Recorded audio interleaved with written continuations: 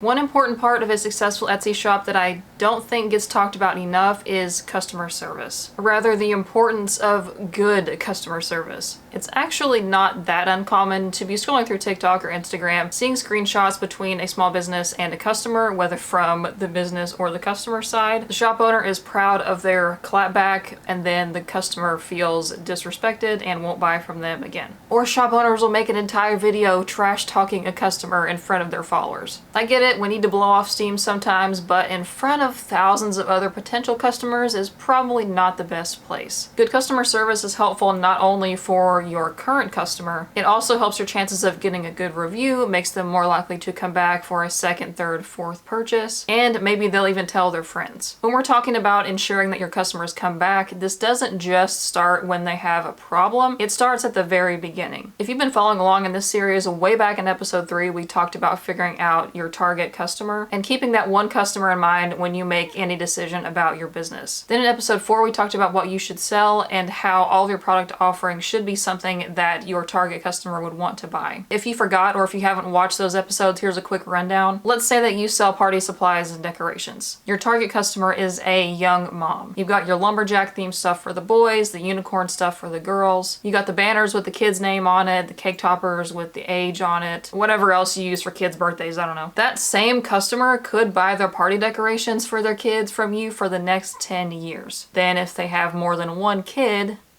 you can even do graduations, baby showers, sweet 16s, quinceañeras, anniversaries, weddings, hello. That's all within the category of party decor, and then you'll want to have your own spin on it to make it unique and stand out from your competitors. And that's what would define your niche, that thing that makes you unique. Just having like sweet 16 decor, for example, because people only turn 16 once, so you're unlikely to have repeat customers for that unless somebody has multiple kids. But if you offer supplies for multiple different occasions or have stuff specific for the different ages, then that is going to open you up for more repeat customers. The gist is that you want customers to come back, and to do that you need to have more things for them to come back to. Now, just having the stuff available is a start, but you need it to be high quality and give them a good experience as well. Now, high quality is pretty self-explanatory. Like, would the customer really come back to buy from you if their banner that they bought for their kid's birthday party fell apart before the party even started?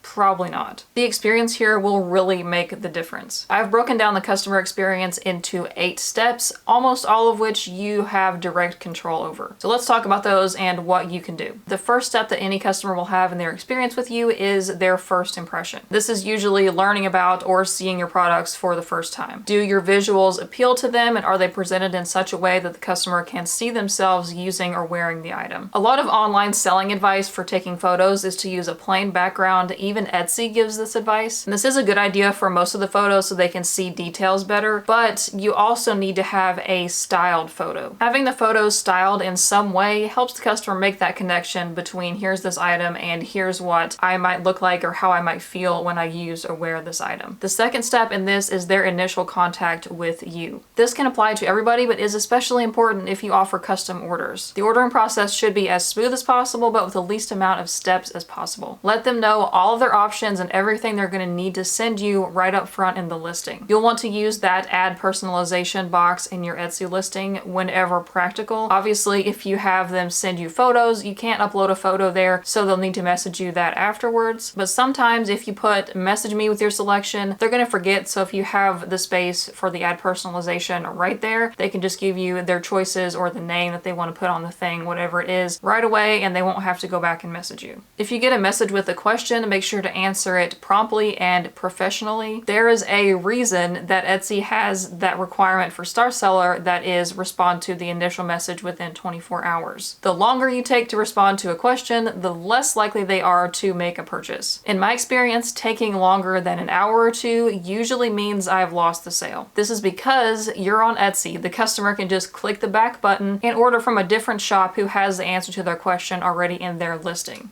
I'm not answering messages on my day off. I need a work-life balance. I hate to break it to you, but if you're the sole proprietor, there is no more work-life balance, so just throw that out the window right now. and answer the dang message. If you find that you keep getting the same kind of question over and over again, then you may want to add the answer to it to your listing. If the answer is in your description box already and people aren't reading it, then add it to your photos. Or if adding it to a listing doesn't really make sense, like it's not really pertaining to any specific listing, then in the Etsy messages you can create saved replies and just type up a nice professional reply to that question or similar ones, and you can send that answer with a couple clicks instead of having to type something out. The next step is the checkout process. Obviously you don't have much control over this because you can't control Etsy's back end, aside from what I said earlier about making it easier for them to place a custom order. If you have your own website already, or you may want to open one in the future, here's a little tidbit to help you out. Make sure you are accepting any and every method of payment that you possibly can. I've lost count of the number of times I've tried to order from a small business myself and had to leave because they didn't accept PayPal. A lot of the time people want to use those PayPal, Apple Pay, Google Pay, Shop Pay, whatever else there is, because they don't want to get up and get their wallet, because you don't really need to memorize your credit card number anymore. But also, I have had my cards compromised from doing such a thing, typing my card number into a website, as have many others. So having trusted options is a must. The next step is the processing time. And I know a lot of people are like, I shouldn't have to hurry up and ship because my things are handmade, they're special. I get that, trust me. You are more likely to get an initial purchase from a customer if your processing time is fast, and you're also more likely to get a repeat order from that customer if your processing time is fast. So do it if at all possible. Of course, this can be out of your control if things take a while to make. So the key is to be transparent about it. If your items are going to take a week, then put your processing time as 1 to 2 weeks. But do not set your processing time to 1 day, then print the label and ship it a week later. Of course, stuff happens, like sometimes there's bad weather, like if you have a snowstorm or a flood, something where you can't get to the post office, or the mail carrier just forgets to pick up your packages that you had scheduled for that day. Or if you're like me, sometimes you accidentally wait too late in the day to start packing your orders, and before you know it, the post office is closed. You have to wait till the next day. Like 1 day is not a big deal, but more than that, not good. Just don't do it on purpose. Customer can see when the item gets scanned in by USPS, so if you marked it shipped on Monday and it's now Friday or the next Monday and it still hasn't been scanned in, then they're gonna start to wonder. Now, sometimes the post office may not scan the items like right then when they receive them. That happens a lot around the holidays if they get really busy. So what you can do about this to make it apparent to the customer that you have dropped the item off is to stand in line and have them scan the packages in and give you a receipt. Or if your post office is fancy, mine is not, they may have a kiosk where you can scan them in yourself. Now, once you drop the packages off, you don't have any control over how fast it gets to the customer. And most people know that, but sometimes people get impatient. One way to help with this is to enable shipping upgrades in your shipping settings, so your customer can pick Priority or Priority Express or some other upgraded option if their order is time sensitive. Now, once you have shipped it, the next thing that hopefully happens is the unboxing. This experience should match your branding and the kind of products that you sell. For our new example, let's say that you have jewelry. So if your jewelry is higher end, then you'll want to package it how a customer would expect high-end jewelry to be packaged. A lot of times jewelry, especially more expensive jewelry, is a gift, so it should be packaged very nicely, like in one of those fancier jewelry boxes with the hinge and everything, and that should be inside of some kind of like a velvet bag. You may want to order custom embossed jewelry boxes that have your logo. Include a polishing cloth or something if that is necessary. I don't deal with jewelry, but you may want to do something like that. Then if your jewelry is on the lower end, like under $100 or even $50, then having just one of those regular cardboard box, jewelry box things with a sticker with your logo should be fine. No matter what the product is, if it is functional, then you should include instructions about how to use it or how to wash it in case it's actually for a gift, or if the customer just forgot or didn't look at the listing to check out those details, then they will be able to take care of it and not leave you a bad review because you didn't tell them. A good rule for packaging is that every piece should serve a purpose. Tissue paper is going to protect the items, and a note card is going to give them information. Adding things like unnecessary freebies, candy, confetti, that's all going to add to what the customer has to throw away, and it's also going to add weight to the package, which is going to make it cost more. Then after they unboxed it, they are going to use it. Make it easy for the customer to actually use the product. This starts at the design phase, making sure that the design is functional, but also issues can arise right before you ship. Before you package up the item, test it for functionality, so make sure that any zippers, snaps, buttons, anything else that moves actually works. Make sure the item is clean with no surprise stains or defects. Double and triple check the spelling or the color choice. If they wait for a product that they can't even use once it gets there, they're gonna be pretty bummed. Number 7, did you make it easy for them to find you again, to make another purchase, or to share your shop with their friends? Brand your products. This is a mistake I see so often, both in person and on Etsy. I went to a local event last year and bought a tumbler mug that I really like and would like another one from the same shop, but they did not brand the tumbler or the box it came in or give me a business card at all, so I have no idea what their business name was, how to find them on social media, how to find if they have a shop, nothing. If you don't have any kind of logo or tag on your product, then if somebody compliments your customer on your item, they're gonna say they got it on Etsy. But if you have a tag or logo or something on the item, the customer can be like, oh, I got this on Etsy, let me look at the tag to find their shop name. Oh, it's XYZ shop. Because it's on the actual item, and even if they've thrown the packaging away or can't remember the name of your shop, they can just look at it. Having your products branded makes you look professional as well. Like you're proud of your work and not scared to put your name on it, which I feel like is the problem with a lot of people making handmade stuff. They don't want to put their name on it because they think it's not important. Hello, every clothing brand, every other brand puts their name on their stuff so you can recognize it as theirs.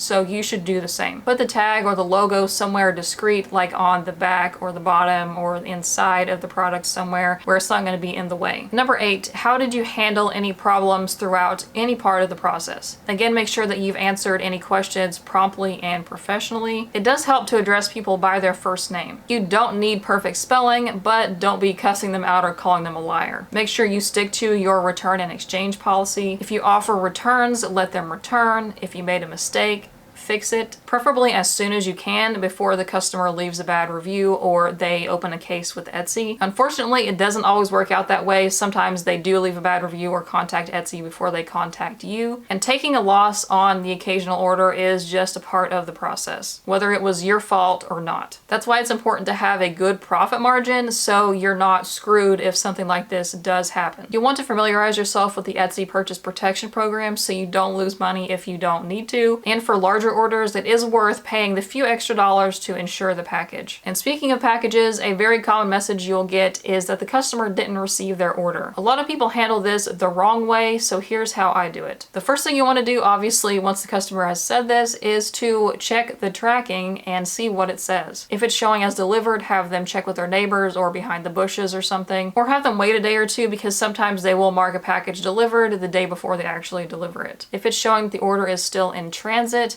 then I would have them wait a few more days. I usually wait about a week total because that's about how long it takes to get to most places within the continental US. So if it's been more than a week, something's fishy. Then if after all of that they still haven't received the order, that's when you are going to contact USPS, and I'll tell you how to do that in a second. Most people are going to just have the customer contact USPS, or they'll tell them, sorry about your luck, I can't do anything about it. I would say definitively don't have them call USPS because that's pointless most of the time. It's an automated system and it's just going to tell them exactly the same thing that the tracking page says. What you can do is submit a missing mail inquiry. I'll put the link to that in the description box. This is by far the most effective way that I have found to get a response from USPS or to actually locate the item. And why you should do this and not send it to the customer to fill out is because it's going to ask for the sender's information and what the package looks like, which the customer is not going to know. You can also request that the package be sent back to you if it's found.